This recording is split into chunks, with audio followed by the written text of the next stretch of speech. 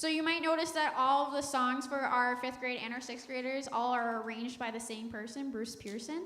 And that is because all of our songs for our 5th and 6th grade are from their lesson book. So these are the books that they work out of every single day in band.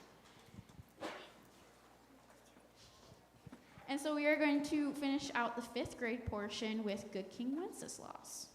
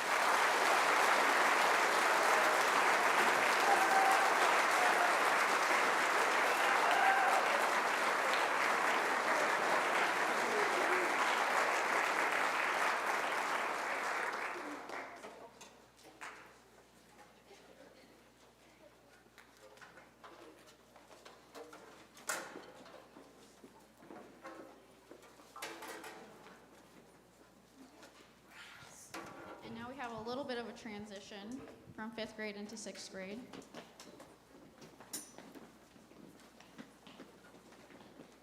So 5th graders meet twice a week for a big group, and they have one day that is a 50-minute lesson period. And so some of these kids have band twice a day, if they are oh so lucky. And then others will have band maybe one Monday, Tuesday, Wednesday, or they will have band Tuesday, Wednesday, Thursday. And they put all that together in about 2 months of one lesson a week and then 2 days of big band. So up next should be the 6th grade.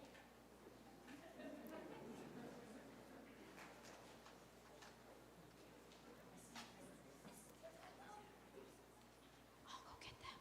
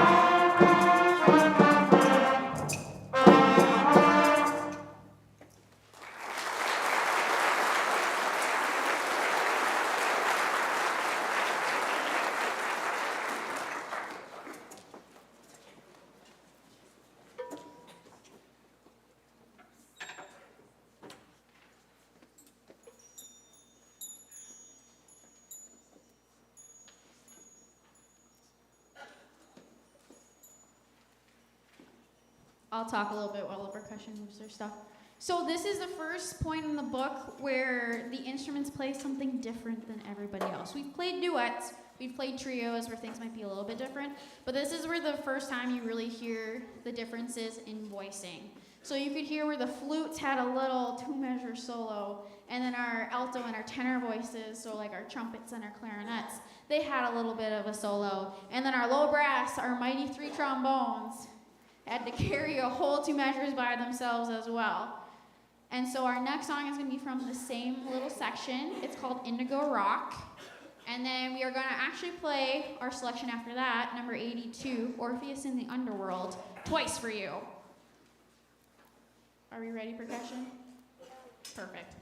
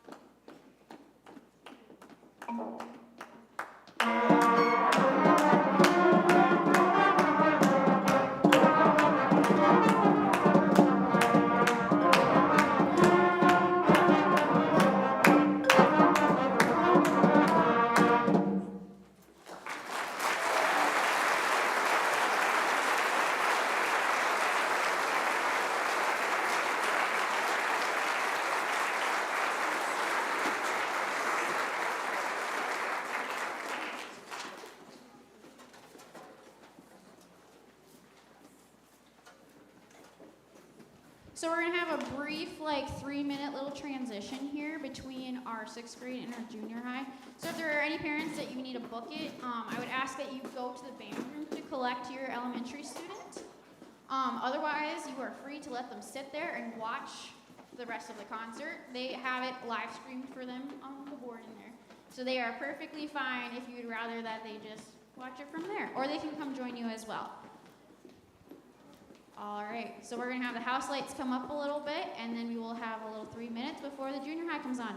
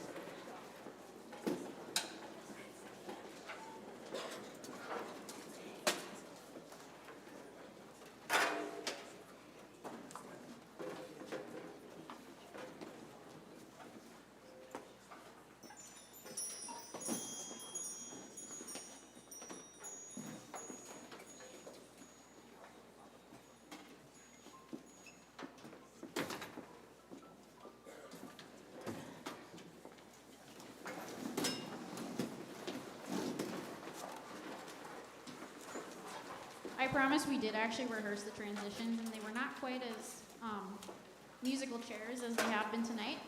So this is the 7th and 8th grade band, or the junior high band. This is the first time that any of the students are going to be playing in a group that is consisted of somebody who is not in their grade.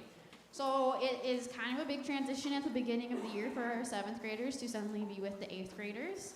But they have really taken the challenge, if you may, and ran with it. This is also the first group where they aren't going to only be in band. So we have about 20 of our students, and this is a 50-piece group, that are also in choir. So I only have them either 2 or 3 days out of the week, which can make it a little interesting rehearsal-wise, but it has really come together. And we have 3 selections for you today. We have Highbridge Way, Embark, and Secret Agent Sugar Plum.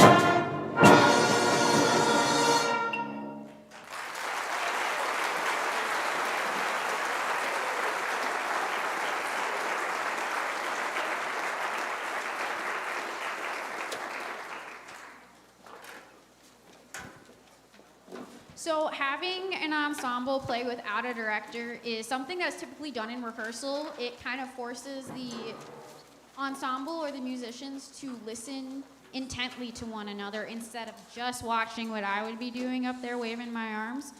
So this way, they don't have something to look at besides their music. So they have to focus on an internal tempo and listen to each other. And we started doing this with Embark probably within the first month of school because it was way too easy for them when I picked it. And so I was like, hey, you guys really like the song. We're just going to do it in the concert, and I'm not going to conduct you. And I think they pulled it off fantastic. That was probably one of the best times that I've heard it.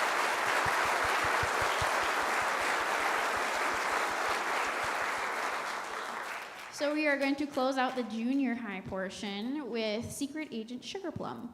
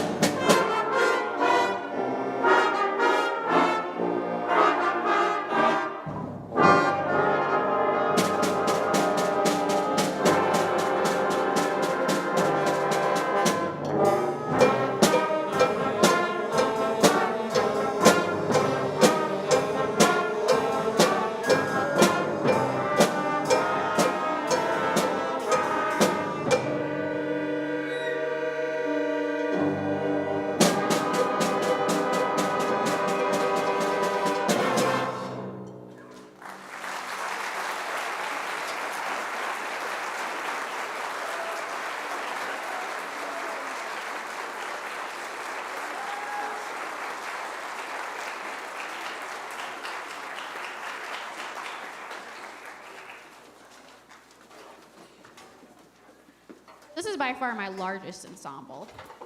At 50 students in the room, it can get quite loud. And I bet you noticed that 16 of them are trumpet players. So I have lots of pairs of earplugs. What I have been really surprised with is that if you remember back to 5th grade, I actually have 13 flute players, which is also a rather large number of one instrument, specifically flute. But I've been really lucky with having students who are really passionate about their instruments, and I don't think that there's a single person that I'm just like, this might not be for you. They all make great sounds, and they're all working really, really hard. The junior high I have for 2 days out of the week. Monday, Tuesday are band days, so I have all 50 students. Wednesday and Thursday are choir days, and so anybody who is in choir goes over to the choir side, And then we alternate Fridays. So every other Friday I would have them. They are also required to have a 20-minute lesson once a week. And it can be made up at any point if they need to. But it's been really great to see how much growth they've already had within the first 3 months, and I feel very honored to work with your students. So I'll just do my thanks right now while my jazz band is getting set up. So special thanks to Jeff Nibby, our pack extraordinaire. He is the one who has done all the light cues and gotten all the filming stuff figured out for tonight. Mrs. Gilland, who is the choir director, who I share many of my students with, and Miss Dant, who is the elementary music director, who sends me all of the lovely 5th and 6th graders, and I get to take them from her class once a week, so that is very nice for their sectionals. And then we have our principals, Mr. Hendrickson and Mr. Strand. I'm trying to think. Oh, of course, you guys. Thank you for having your children be a part of the arts. It is a lifelong and passion, and it will help them throughout every stage of their life through communication skills, team building, and I could go on for quite a while. So I think without further ado, it looks like the jazz band is all set up, so we will get started.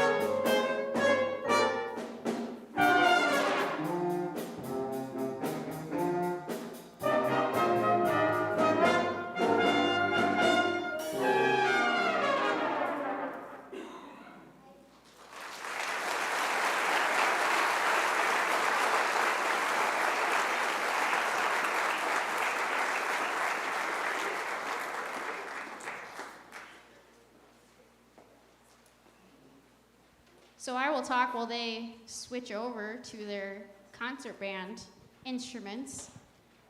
There is about 6 or 7 or possibly even 8 students in jazz band who actually play a different instrument than their primary. So jazz band is traditionally, like big band setting, made up of saxophones, trombones, trumpets, and a rhythm section. We also had a flute player, but a lot of these students, even though I gave them the option of playing their primary, have chosen to learn a new instrument. So we have 2 flute players who are actually playing trumpets. We had a clarinet player who was playing a tenor saxophone, a clarinet player was playing alto saxophone, a baritone player was playing the bass guitar, a flute player was playing the normal guitar, and it gets even more complicated. So I'm giving them a little bit of time to grab their other instruments and get out of there. But I want to just say one more time, like, thank you all for coming. This is my first concert here in Barnesville, and it is really cool to see how much the community supports the arts, and specifically the band program. And even though they're not in here, but they can hear this, thank you to the students as well for being just great to work with. They have really given me grace, as this is my first teaching job, and they have made it such a great experience so far, and I'm really excited to see where we go in the future. So as they start coming out here,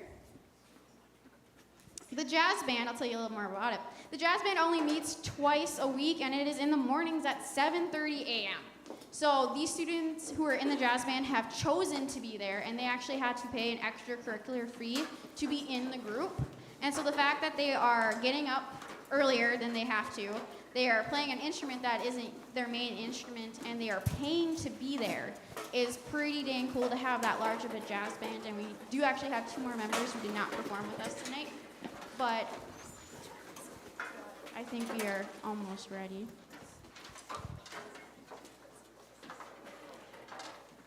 So the senior high, the concert band, is composed of 9th through 12th graders. And they have band after the junior high and after lunch, so they might be a little bit tired. But they are probably one of my favorite groups of the day. They always come ready, and they are always willing to try whatever weird song I pull out for them. So our 2 songs that we are going to do for you today is Moscow 1941, which is quickly becoming a standard piece in the band world. It was my favorite when I was in high school, and so I pulled it out for them. And we were actually going to do it for the February concert, but they liked it so much that we decided to do it for our December concert. And it is actually written off of a poem based on December 4th, 1941 in Moscow. So that just happened to work out. And then our last tune for the night is going to be Sleigh Ride, not the Leroy Anderson version. It is an arrangement of his version by Ployhar. So once again, thank you for coming. I will not talk in between. So thank you. And without further ado, the concert band.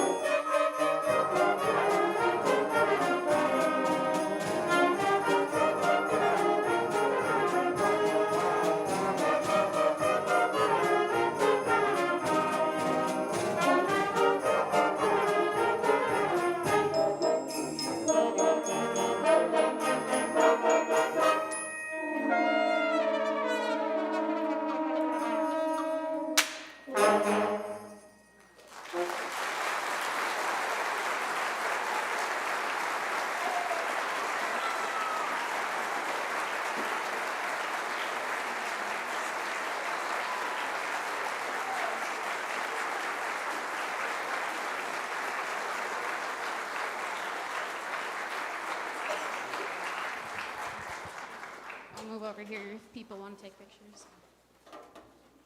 All right, that's it. So thank you all for coming. I stayed under an hour. I am so proud of myself.